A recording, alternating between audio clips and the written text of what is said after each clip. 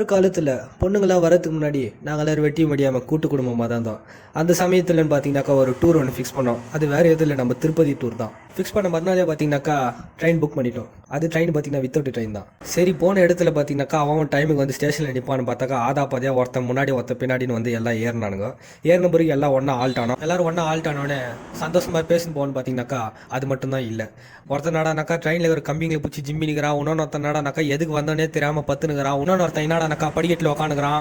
அப்படின்னு எல்லாரும் ஒன்றா போய் திருப்பதி சேர்ந்தோம். அங்கே போய் சேர்ந்தவொடனே பார்த்தீங்கன்னாக்கா திருப்பதின்னு சொன்ன மாதிரியே நல்லா திருவிழாவாக தான் இருந்துச்சு அந்த ஏரியா ஃபுல்லாக. திருவிழா பார்த்து முடிச்சோடனே வாங்கடா போய் பஸ்ல எல்லாம் நான் சொன்னேன். இவனுங்க என்னடானாக்கா சம்மந்தமே இல்லாமல் ஒரு புது பிளான் எக்ஸிக்யூட் பண்ணானுங்க. வாடா மச்சான் நடந்து போலாண்டா. நானுங்க கிட்டத்தட்ட 5 கிலோமீட்டருக்கு மேலே என்ன நடக்கூட்டி என் காலை வச்சிட்டானுங்க. அது முடிச்சோடனே நம்ம பெருமாள் கிட்ட போயிட்டு அடுத்த செமஸ்டர்லயாச்சும் எங்களை பாஸ் பண்ண வைப்பான்னு அவர்கிட்ட ஒரு வேண்டிட்டு தரிசனத்தை முடிச்சுட்டு வெளில வந்த உடனே பார்த்தீங்கன்னாக்கா மறுபடியும் ஒரு சங்கி மங்கி சும்மாவே இல்லாமல் வாங்கடா மறுபடியும் வரைக்கும் நடந்து போலாண்டா அப்படின்னு சொல்லிட்டான். அவனுக்கு ஒரு அடி போட்டு